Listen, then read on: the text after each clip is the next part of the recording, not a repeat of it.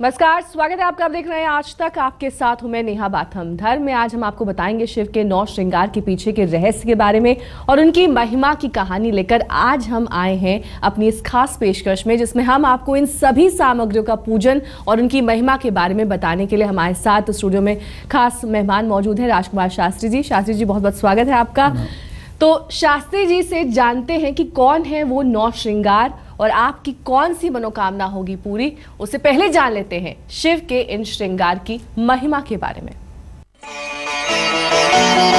जटाटवी गलज्जल प्रवाह पावितस्थले गलेवलम्ब्य लम्बितां भुजंग तुंग मालिकाम् डमड्डमड्डमड्डमन्निनादवड्डमर्वयं चकार चण्डताण्डवं तनोतु नः शिवः शिवम्। शिव, शंकर, भोलेनाथ, महादेव, महाकाल आदि असंख्य नामों से पूजे जाते हैं भोले भंडारी।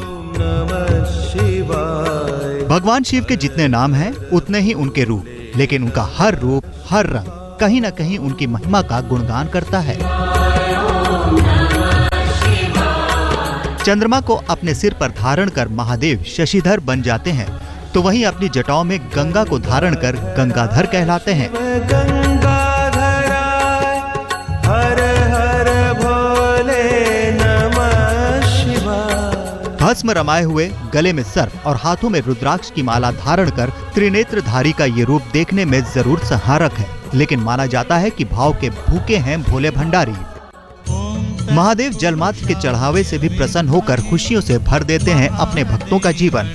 लेकिन चंद्रमा, भस्म, त्रिशूल, चंदन, रुद्राक्ष, डमरू, ये सभी चीजें केवल महादेव के श्रृंगार सामग्री ही नहीं है, बल्कि इन सभी के पीछे लोक कल्याण के लिए इन्हें धारण करने की कहानी जुड़ी है। साथ ही इन सभी में महादेव की ही भांति भक्तों की मनोकामनाओं को पूरा करने की शक्तियां भी समाहित हैं।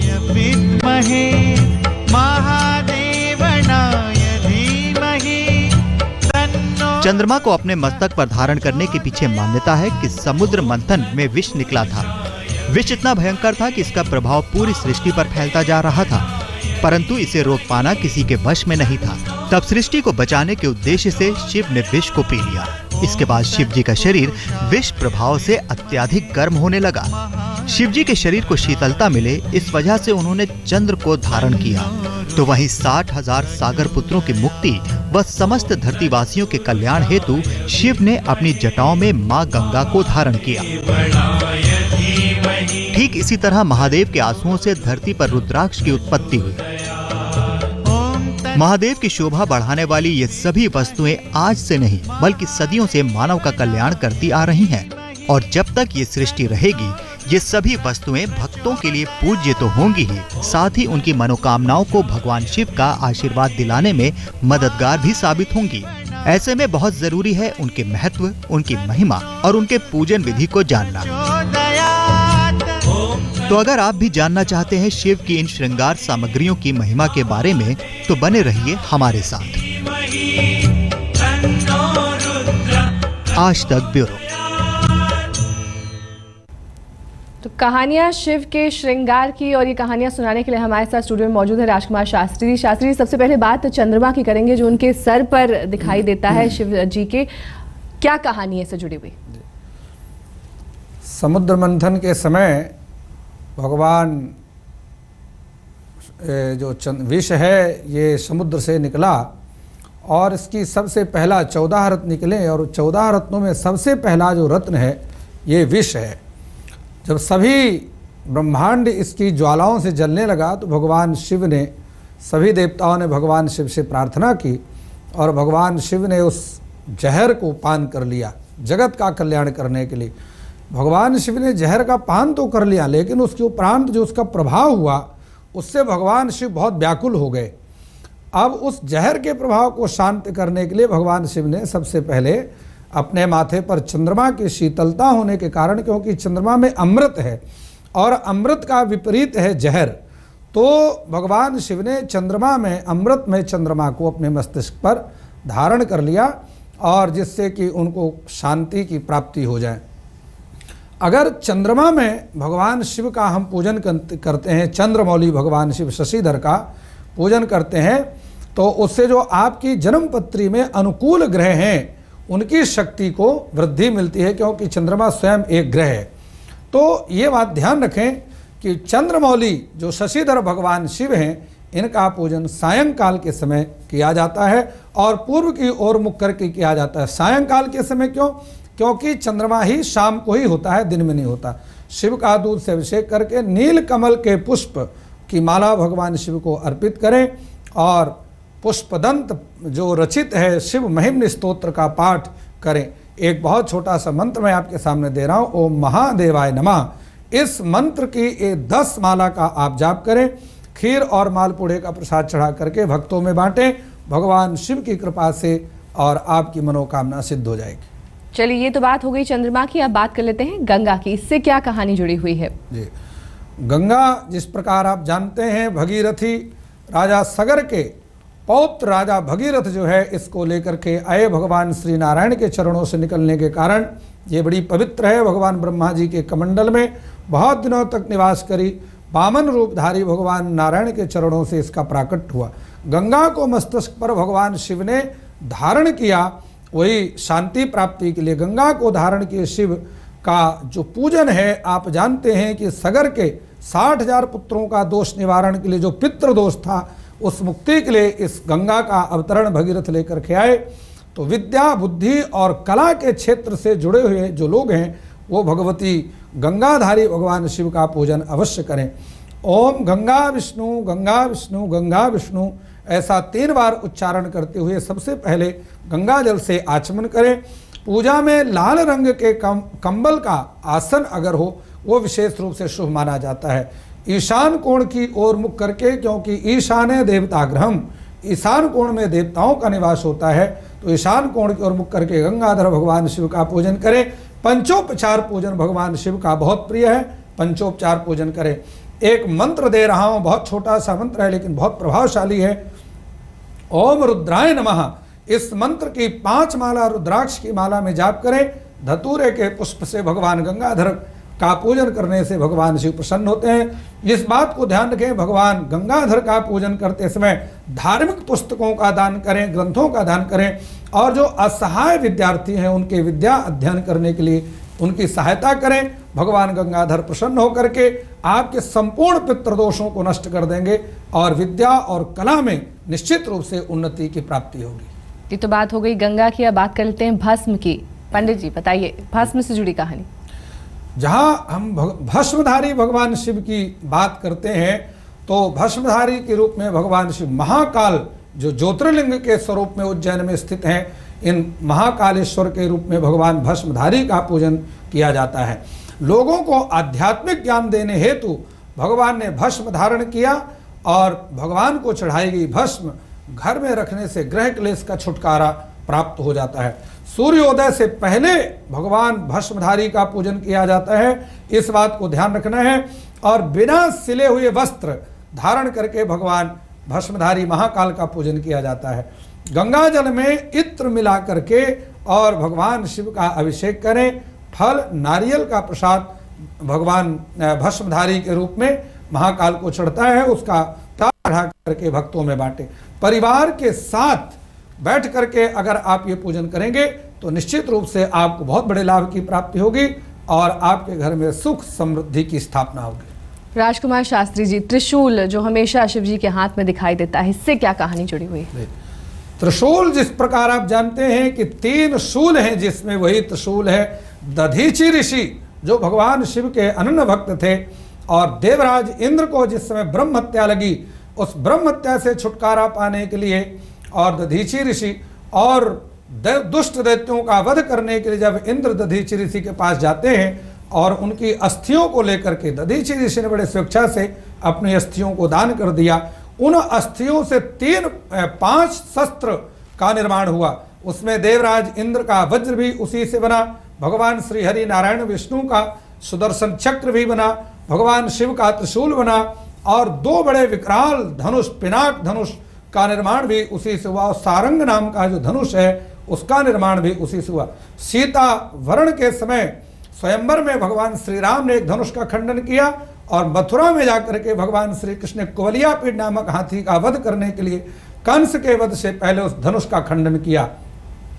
वह अस्थियों का त्रिशूल भगवान शिव के पास में रहा जीवन में सुख और समृद्धि प्राप्त करने के लिए। और बता दूं, जिन कन्याओं के विवाह में कोई रुकावट आ रही हो या जिन पुरुषों के वरों के विवाह में रुकावट आ रही हो, भगवान त्रिशूलधारी का पूजन करने से वो सब नष्ट हो, बाधाएं दूर हो जाती। शिव का शुद्ध जल से में काले तिल और दूध मिला करके अभिषेक करने से, और एक बहुत छोटा सा मंत्र है, इस मंत्र का अगर आप केवल 24 बार उच्चारण करें, ओम उमा देहार्द धारणे नमः, पुनः इस मंत्र को ठीक समय, ओम उमा देहार्द धारणे नमः, इस मंत्र का 24 बार केवल उच्चारण करें। रामायण में श्री गोस्वामी तुलसीदास जी की रामायण में वर्णित रुद्राष्टकम का पाठ करें।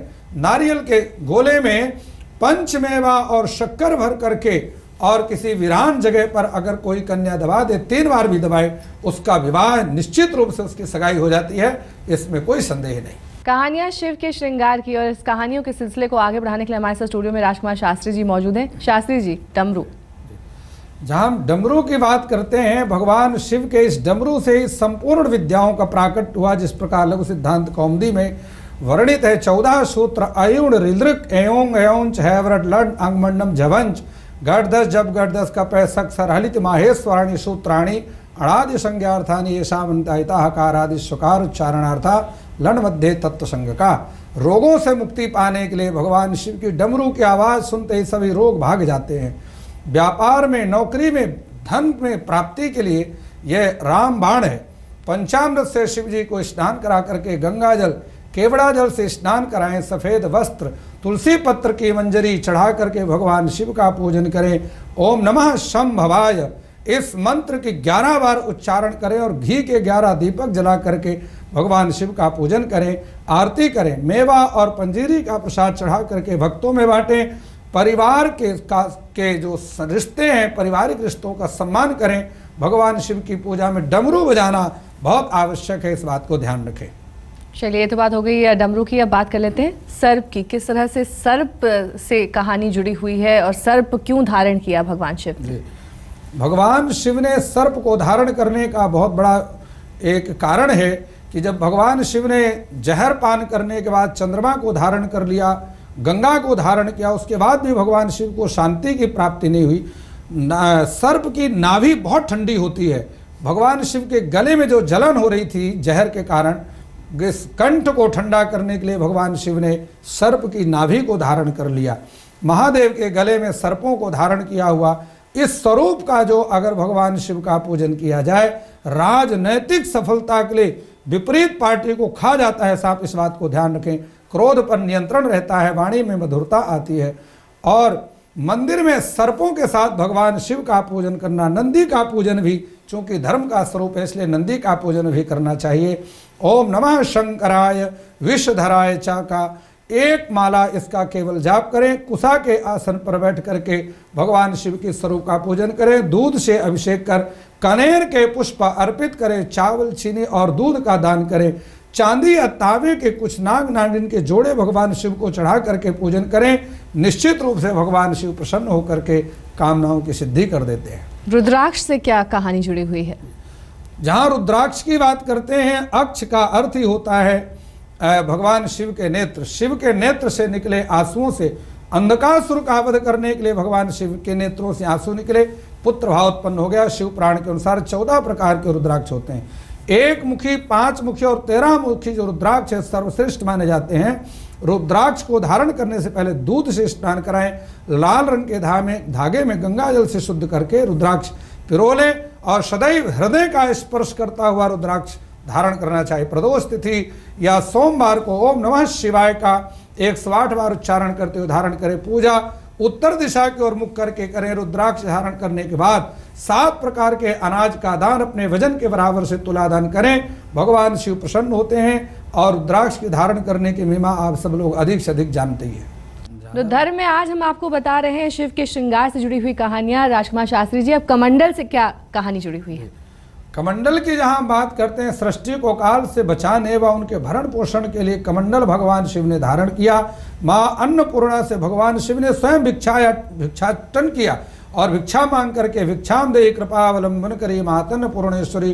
भगवान शिव की पूजा करने से कमंडलधारी धन धान्य से घर हमेशा भरपूर बना रहता है, मान सम्मान की वृद्धि होती है।